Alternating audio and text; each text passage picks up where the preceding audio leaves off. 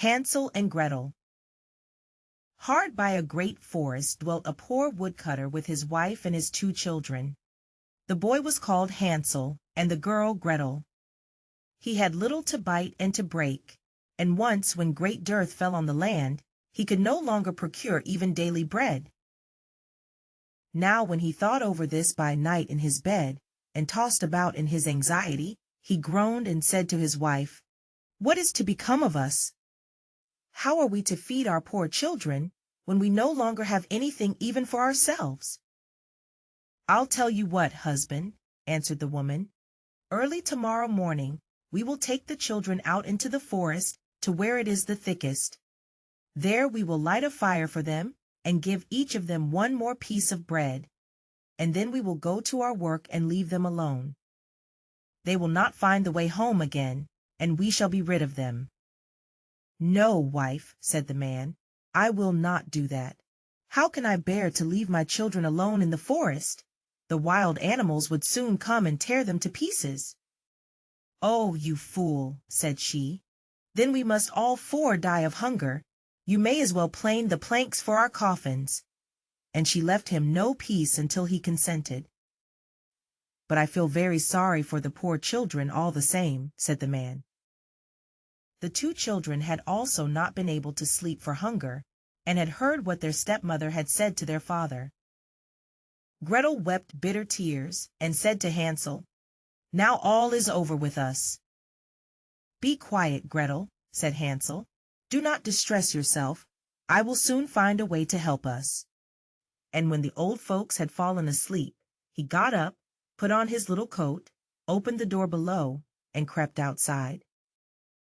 The moon shone brightly, and the white pebbles which lay in front of the house glittered like real silver pennies. Hansel stooped and stuffed the little pocket of his coat with as many as he could get in. Then he went back and said to Gretel, "Be comforted, dear little sister, and sleep in peace. God will not forsake us." And he lay down again in his bed. When day dawned, but before the sun had risen, the woman came and awoke the 2 children, saying, "Get up, you sluggards! We are going into the forest to fetch wood." She gave each a little piece of bread, and said, "There is something for your dinner, but do not eat it up before then, for you will get nothing else." Gretel took the bread under her apron, as Hansel had the pebbles in his pocket. Then they all set out together on the way to the forest.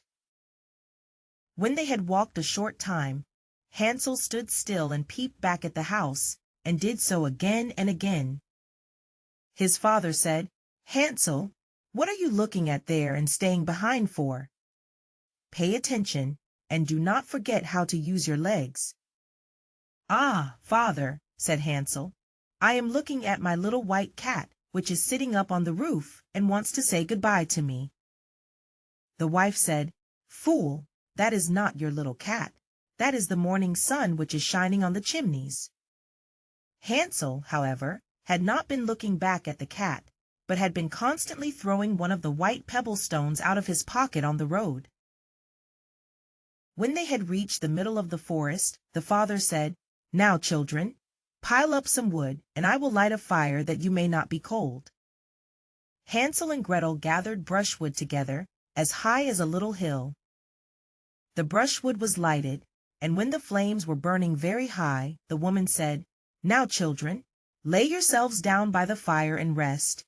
We will go into the forest and cut some wood. When we have done, we will come back and fetch you away." Hansel and Gretel sat by the fire, and when noon came, each ate a little piece of bread, and as they heard the strokes of the wood axe, they believed that their father was near.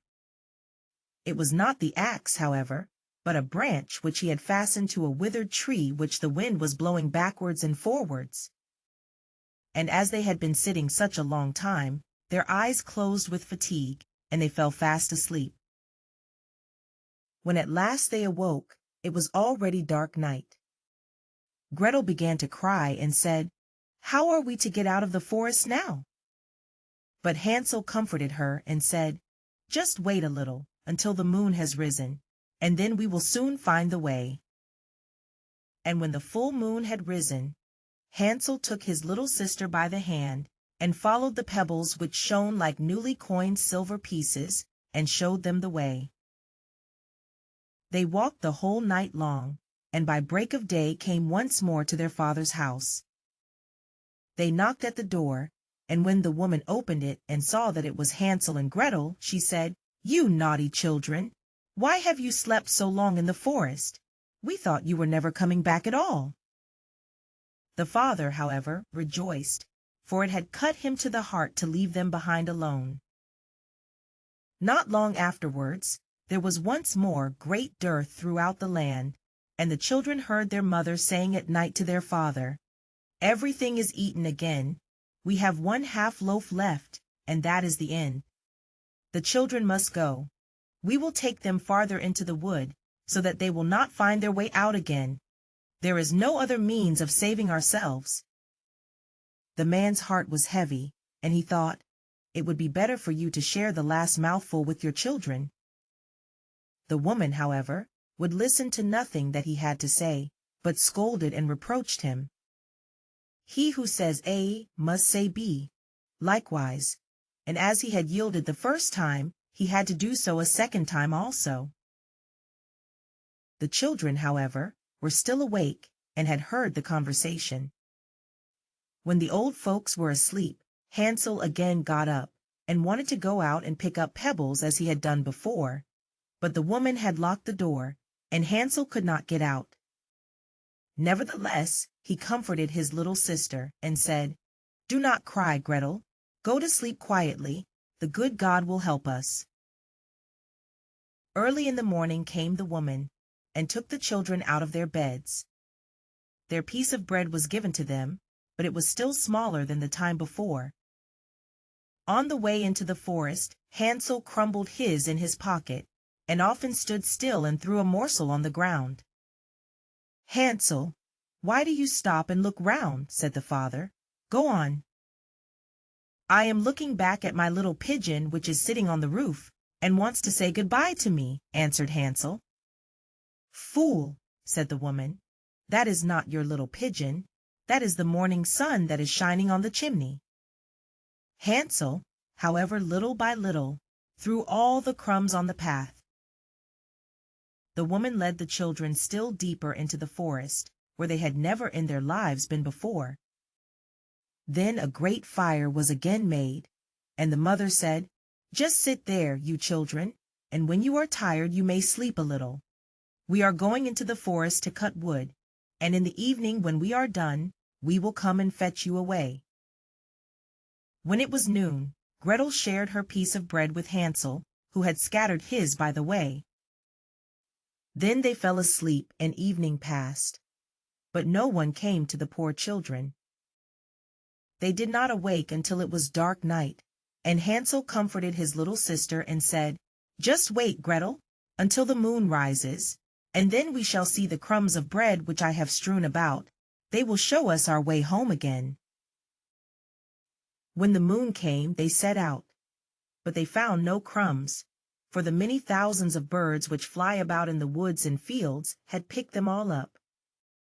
Hansel said to Gretel, "We shall soon find the way," but they did not find it. They walked the whole night and all the next day too, from morning till evening, but they did not get out of the forest, and were very hungry, for they had nothing to eat but 2 or 3 berries which grew on the ground. And as they were so weary that their legs would carry them no longer, they lay down beneath a tree and fell asleep. It was now 3 mornings since they had left their father's house. They began to walk again, but they always came deeper into the forest, and if help did not come soon, they must die of hunger and weariness. When it was midday, they saw a beautiful snow-white bird sitting on a bough, which sang so delightfully that they stood still and listened to it. And when its song was over, it spread its wings and flew away before them, and they followed it until they reached a little house, on the roof of which it alighted. And when they approached the little house, they saw that it was built of bread and covered with cakes, but that the windows were of clear sugar. "We will set to work on that," said Hansel, "and have a good meal."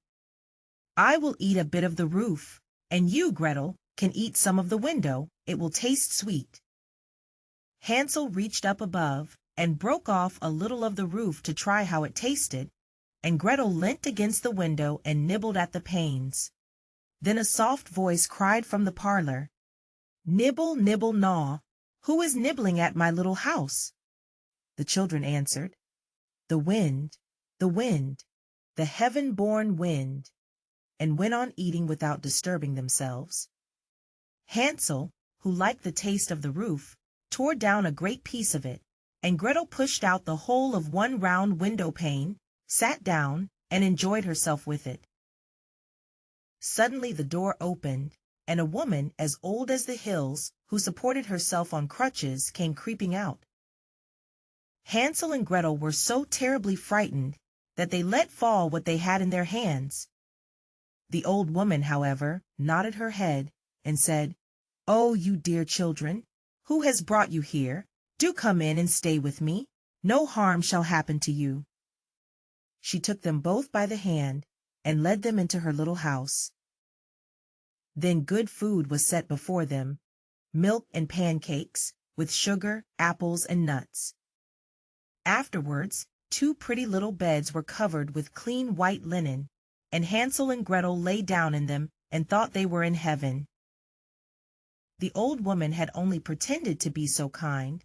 She was in reality a wicked witch, who lay in wait for children, and had only built the little house of bread in order to entice them there. When a child fell into her power, she killed it, cooked, and ate it, and that was a feast day with her. Witches have red eyes and cannot see far, but they have a keen scent like the beasts, and are aware when human beings draw near. When Hansel and Gretel came into her neighborhood, she laughed with malice and said mockingly, "I have them. They shall not escape me again." Early in the morning, before the children were awake, she was already up, and when she saw both of them sleeping and looking so pretty, with their plump and rosy cheeks, she muttered to herself, "That will be a dainty mouthful." Then she seized Hansel with her shriveled hand, carried him into a little stable, and locked him in behind a grated door. Scream as he might, it would not help him. Then she went to Gretel, shook her till she awoke, and cried, "Get up, lazy thing, fetch some water, and cook something good for your brother. He is in the stable outside, and is to be made fat. When he is fat, I will eat him." Gretel began to weep bitterly, but it was all in vain, for she was forced to do what the wicked witch commanded. And now the best food was cooked for poor Hansel, but Gretel got nothing but crab shells. Every morning the woman crept to the little stable and cried, "Hansel, stretch out your finger that I may feel if you will soon be fat." Hansel, however, stretched out a little bone to her, and the old woman, who had dim eyes, could not see it, and thought it was Hansel's finger, and was astonished that there was no way of fattening him. When 4 weeks had gone by, and Hansel still remained thin, she was seized with impatience and would not wait any longer. "Now then, Gretel," she cried to the girl, "stir yourself, and bring some water. Let Hansel be fat or lean, tomorrow I will kill him and cook him." Ah, how the poor little sister did lament when she had to fetch the water, and how her tears did flow down her cheeks. "Dear God, do help us," she cried. "If the wild beasts in the forest had but devoured us, we should at any rate have died together." "Just keep your noise to yourself," said the old woman. "It won't help you at all." Early in the morning, Gretel had to go out and hang up the cauldron with the water, and light the fire. "We will bake first," said the old woman. "I have already heated the oven and kneaded the dough." She pushed poor Gretel out to the oven, from which flames of fire were already darting. "Creep in," said the witch, "and see if it is properly heated, so that we can put the bread in." And once Gretel was inside, she intended to shut the oven and let her bake in it, and then she would eat her too. But Gretel saw what she had in mind, and said, "I do not know how I am to do it. How do I get in?" "Silly goose," said the old woman. "The door is big enough. Just look, I can get in myself." And she crept up and thrust her head into the oven. Then Gretel gave her a push that drove her far into it, and shut the iron door and fastened the bolt. "Oh!" Then she began to howl quite horribly, but Gretel ran away, and the godless witch was miserably burnt to death. Gretel, however, ran like lightning to Hansel, opened his little stable, and cried, "Hansel, we are saved! The old witch is dead!" Then Hansel sprang like a bird from its cage when the door is opened. How they did rejoice and embrace each other, and dance about and kiss each other! And as they had no longer any need to fear her, they went into the witch's house, and in every corner there stood chests full of pearls and jewels. "These are far better than pebbles," said Hansel, and thrust into his pockets whatever could be got in. And Gretel said, "I too will take something home with me," and filled her pinafore full. "But now we must be off," said Hansel, "that we may get out of the witch's forest." When they had walked for 2 hours, they came to a great stretch of water. "We cannot cross," said Hansel. "I see no foot-plank and no bridge." "And there is also no ferry," answered Gretel, "but a white duck is swimming there. If I ask her, she will help us over." Then she cried, little duck, dost thou see? Hansel and Gretel are waiting for thee.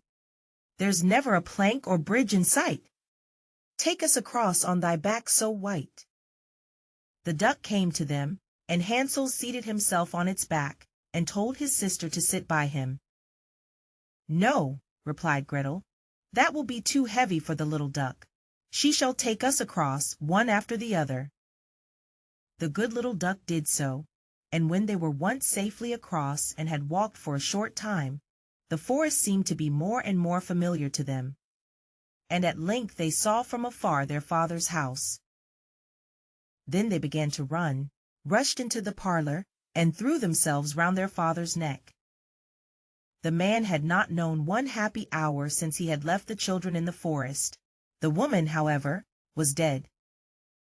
Gretel emptied her pinafore until pearls and precious stones ran about the room, and Hansel threw one handful after another out of his pocket to add to them. Then all anxiety was at an end, and they lived together in perfect happiness. My tale is done. There runs a mouse. Whosoever catches it may make himself a big fur cap out of it.